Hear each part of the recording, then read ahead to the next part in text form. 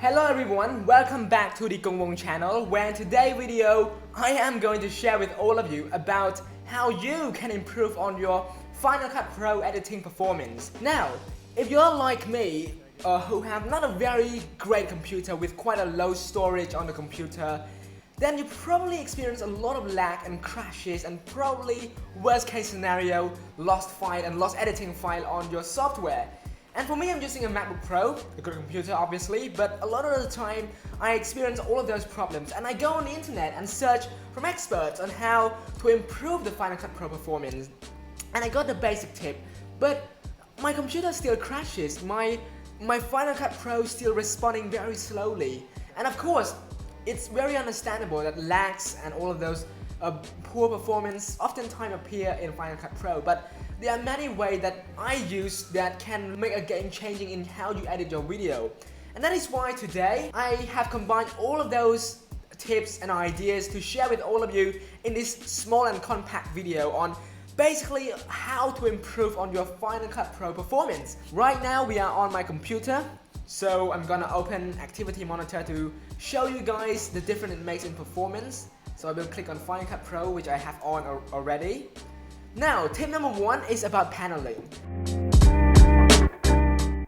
You guys probably hear it already from many other professional content creators who shared this tip, but a lot of the time they already have, I don't know, great computers already, and so this tip can help you, but at the same time it won't help you a lot, but still, it is still important for you to follow this tip. And what do I mean by paneling? Right now, as you can see, my Final Cut Pro is running on 43%. And it can go up a bit more, but basically paneling refers to the media panel, refers to the effect panel. So what you're gonna do is that you don't want to open it. It is not going to run away from you, seriously guys. So just close all of it. So once I close all of it, for example, as you can see, my Final Cut Pro is around 30%. So if I close it, it will wait, it just render the amount of data earlier, so it should be able to go down a bit more. So yeah, 25% as you can see. So by closing down the panel, like 19%, basically your Final Cut Pro seems to have a better performance, and that is also based on my experience as well.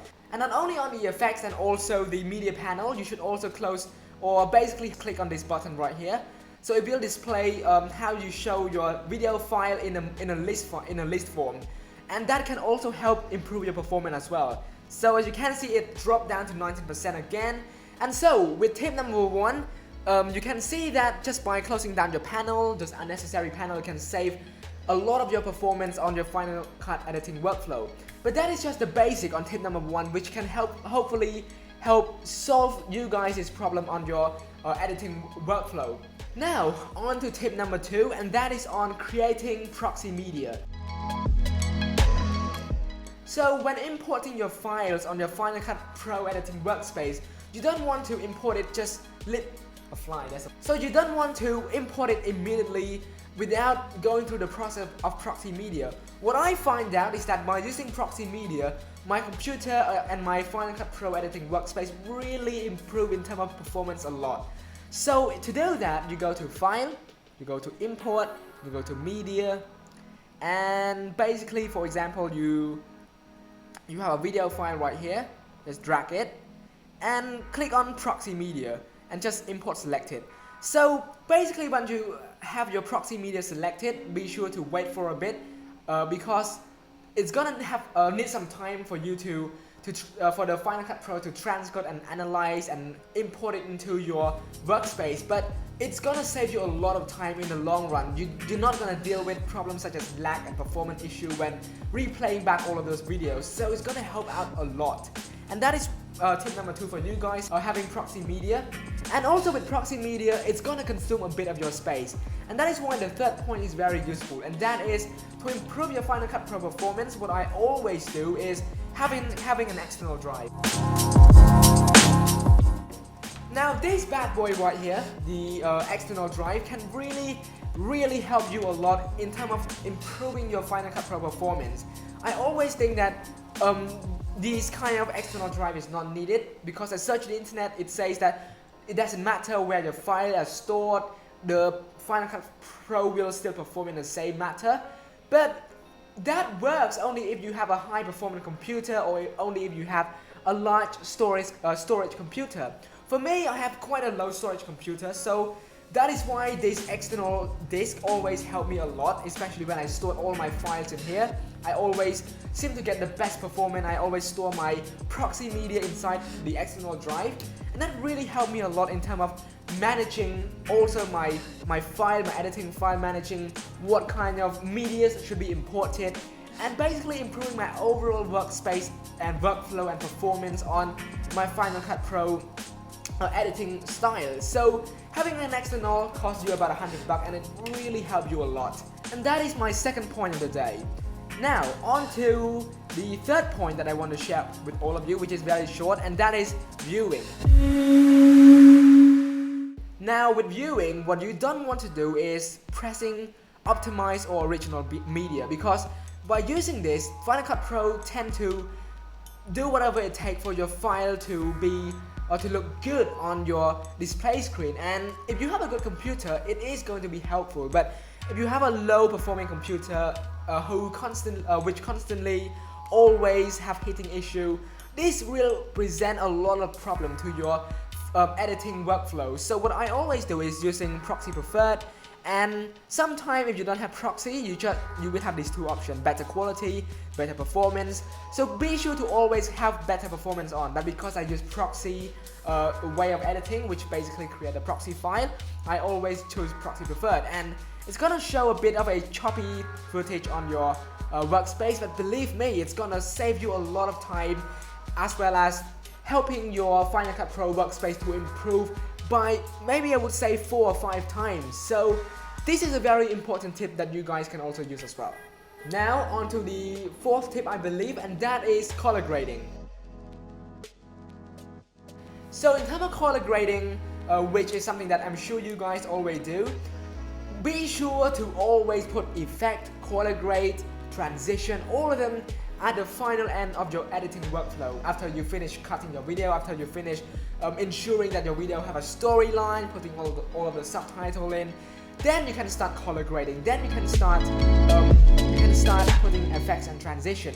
Because with Final Cut Pro, all of this transition effect, they require a lot of motions, and your CPU will not be very happy with all of those transition and effect and color grading on while at the same time doing other things. So your computer will consume a lot of performance, making your editing workflow very slow. So what I always do is basically making my editing workflow basically last. So as you can see, I speak a lot of so, by the way, sorry for that. Now, as you can see in my computer, I have my footage right here. So what you want to do right now is that onto your computer, onto your footage, let's say that you want to color grade your video. Let's say you cut it already, you edited all of the footage that need to be set in place, and then onto the color grading part. What you want to do is that when you start color grading, be sure to not always turn it on, because especially when you want to go back to the editing. As you can see, this panel right here, it is called an adjustment layer. I put all my color grading and effect inside of it, so I always turn it off. And if I want to turn it back on, you can see this is the color grading part. It will consume a lot of your storage, and if you don't believe me, okay, I will show you right here. So right now my Final Cut Pro is on 46%, and that is without the color grading part. Now if I want to turn it on, you will see in a bit, it will rise, and yes, as you can see, it rises to around 53%. And as you can see, my computer display a very laggy performance on how the video is doing. Even my cursor is very laggy as well.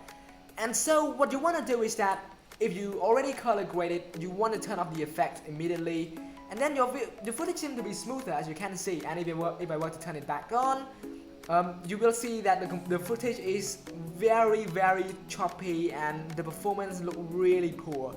So be sure to always have your effect off when you want to go back to editing. That will really save you a lot of time and also prevent crashes as well. Now, speaking of crashes, I will have a separate video on sharing with all of you on how to ensure that your Final Cut Pro is basically not going to kill all of your footage and waste you a lot of time. So be sure to look forward to that, or I will leave a link down below if the video is already published. Yeah, so back to the video. be sure to save the effect and the color grading stuff at the end of your video, because that will really save your performance tremendously. For the final tip, what I want to share with all of you is about dividing your workflow.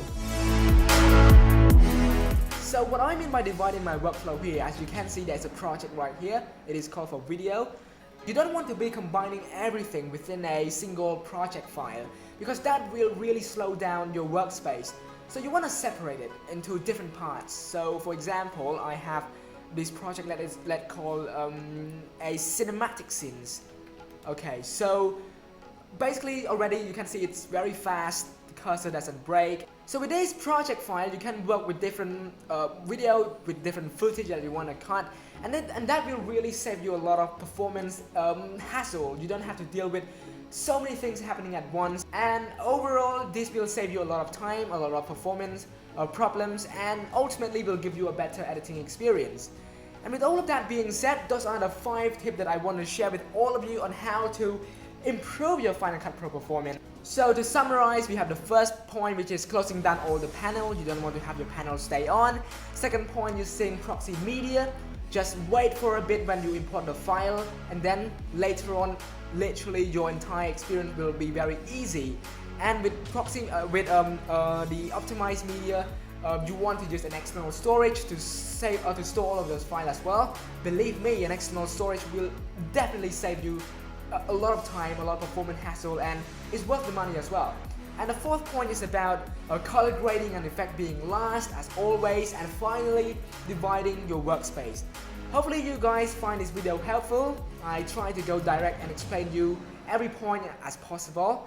With that being said, if you guys find this video helpful, be sure to drop a like or a subscribe. It would always be appreciated. With that being said, thank you guys so much for watching this video, and I will see you all in the next